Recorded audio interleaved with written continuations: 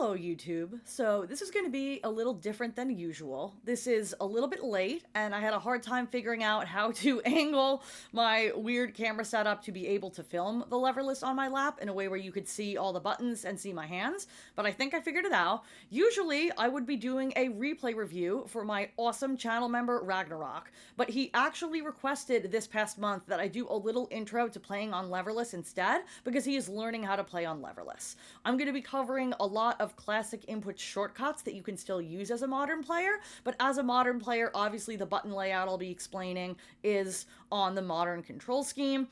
This is going to be pretty short, I think, and informal. I have a lot going on right now with my debut novel coming out on Tuesday, so I don't think this is going to be heavily edited and made fancy in any way, but I thought it might be useful to more than one person, so I did still want to post it. So anyway, getting into it. This is my controller. This particular one is from Hitbox Arcade, and I have two extra buttons. Your Leverless may or may not have these extra buttons here. Most Leverless, bare minimum, are going to have the 4 directional buttons here, and then your 8 buttons for your other inputs here. For me, as a modern player, my top row is light, medium, heavy, and auto. I have seen a lot of other modern players who play Leverless put auto on the thumb instead. Personally, I could not wrap my brain around a modifier for my normals not being on the same row as my normals. So I wanted light, medium, heavy, auto. I don't know why I'm not pressing the buttons like it's plugged in. Something's going to happen. It's not plugged in. Light, medium, heavy, auto. So I can hold auto with my pinky and then get my light auto combo, my medium auto combo, my heavy auto combo. No problem.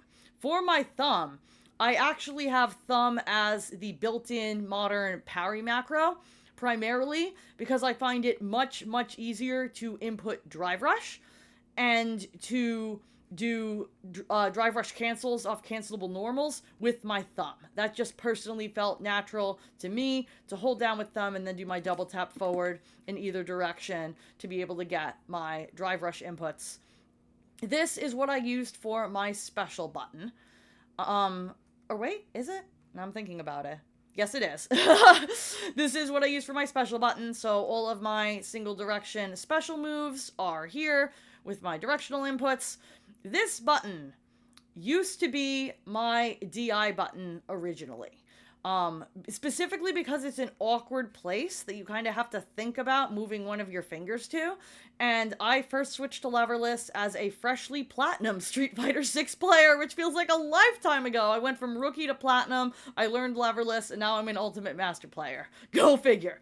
But, this was my DI button because I just use DI all the time. It was my go-to anti-air. It was a really bad habit because it had been working on gold players. So I put DI in a weird location just to train myself out of it. I ended up changing this to a medium plus heavy macro that I don't use often. Hey, Ribbit! Thank you for bringing me your catnip toy. You really want to be on the recording? I love you. So a medium plus heavy macro will get you OD special moves with a motion input. So after you do your quarter circle or whatever, if you use this as the normal at the end, then you will automatically get an OD special move without having to hit 2 buttons together, which can be helpful on occasions when I do want to do a manual input for an OD special move with a little bit of extra damage. I have my macro there. This is my super button as a modern player. I just wanted it kind of off to the side since it's a nuclear option. It's not something you're going to be using constantly. And I'm just hitting that with my pinky. So I have light, medium, heavy, auto, parry, special, medium plus heavy, super.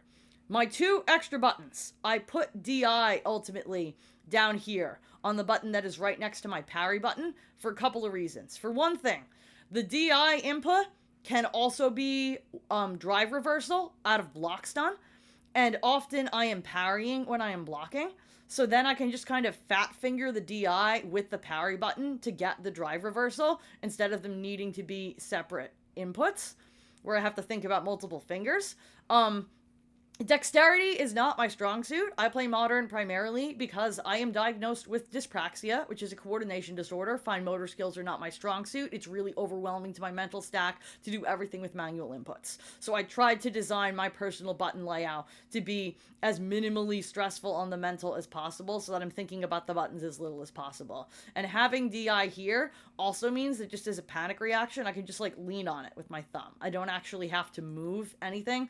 I can just lean on it. And that for me was helpful. Up here is my light plus medium, which is a throw macro. So all of my throw texts are with this. All of my throws are with this. And it just felt natural to be able to use my pointer finger as much as possible. This is probably the most coordinated finger on my hand. As many things as I can do with that I'm going to be doing often. Great. For movement on a leverless controller, obviously instead of a D-pad, you're going to have left, down, right, up. Initially, I just kept hitting the down button as up from like childhood GameCube memory that like, or maybe just thinking of like the way that arrows are laid out on a PC where up is at the top. I was constantly crouching when I meant to be jumping and it felt really unintuitive for a while and I wasn't sure I was going to be able to get used to it. Be kind to yourself if you're learning Leverless for the first time. It is totally okay if it takes a while for this to feel like your jump button, but once it clicks, it feels really, really intuitive, especially for something like a safe jump that you can jump forward and then just like immediately roll into holding back as your character's still moving forward. Feels really, really good to me. I would practice specifically jumping forward and jumping back in training room, getting used to the feeling of jump being on your thumb if that's not something you're used to. If you're a PC gamer who had jump on spacebar, this might feel a lot more intuitive to you. It didn't for me, so be kind to yourselves. Okay, so we've gone over how I have all my buttons laid out. General leverless shortcuts and tips that I think are worth mentioning. For one thing, I want to explain in layman's terms SOCD cleaning. In order to be tournament legal, leverless controllers have something called SOCD cleaning that basically means if you input two opposing directions, they cancel each other out. And this is to prevent really broken input shortcuts. So if you hold down and jump at the same time, your character will not move. They are just standing in neutral. If you input left and right at the same time, your character will not move. They are just standing in neutral. But that means that because of how the game reads certain series of inputs with multiple buttons canceling each other out, there are shortcuts for some of your most common inputs. And these are some of my favorite shortcuts that I have personally made use of. Number one, quarter circles. Your quarter circle forward is going to be down, then forward, then normal. Your quarter circle back is going to be down, then back, then normal. Obviously reverse it depending on which side of the screen you're on.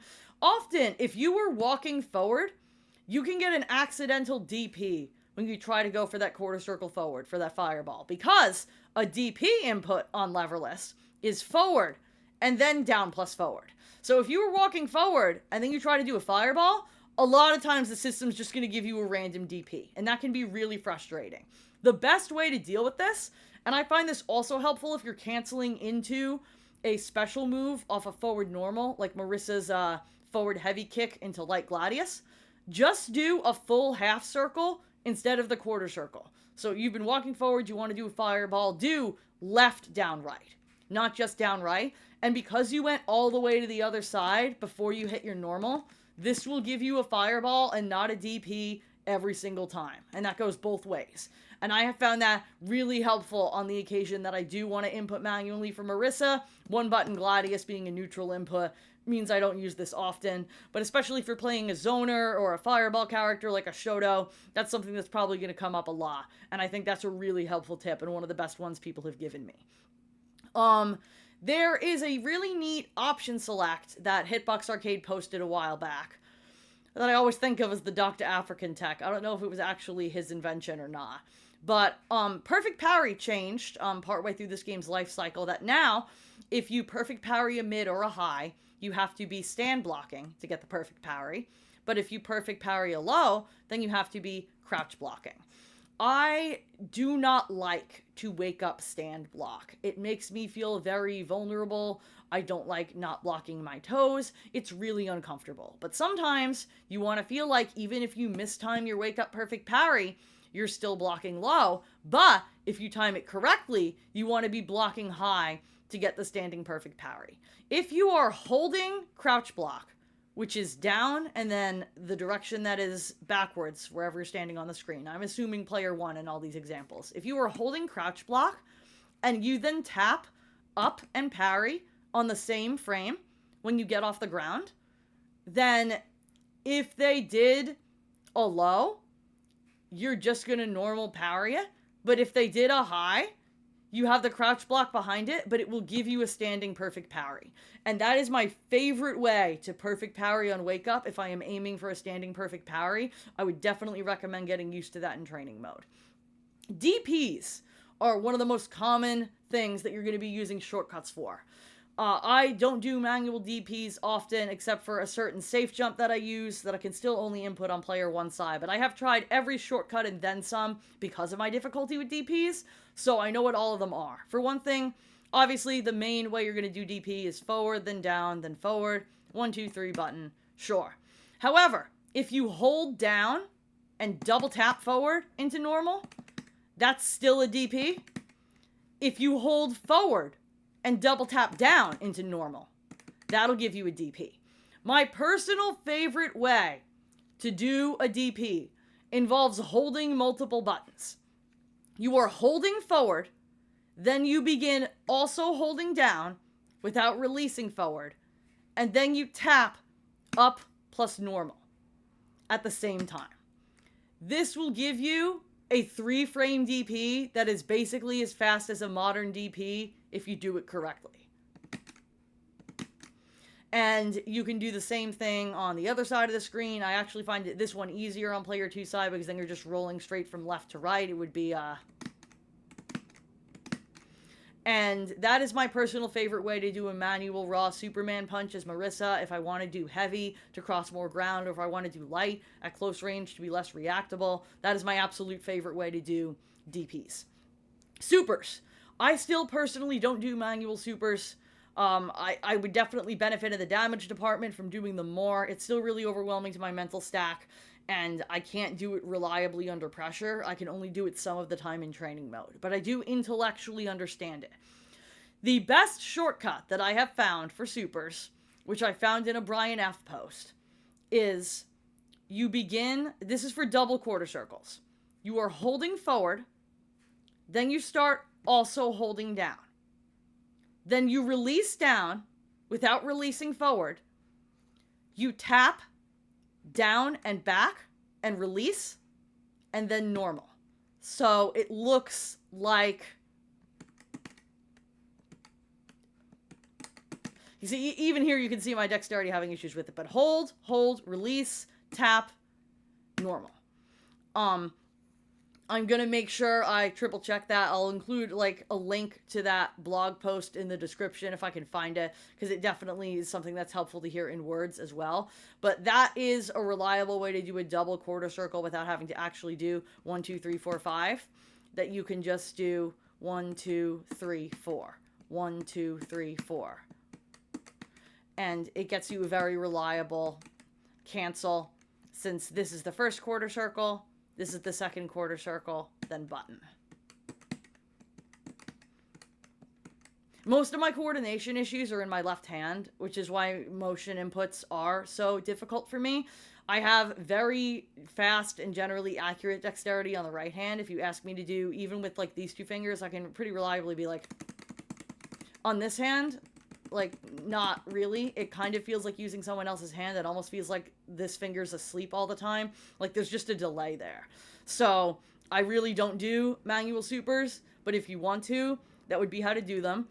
Another thing that can be neat is if you want to micro walk back and then resume crouch blocking, like you're trying to shimmy, but you want to block immediately after you walk out of throw range, if you just tap up while you're holding down, the up will cancel out the down, which means that you're only holding back, so you'll walk backwards.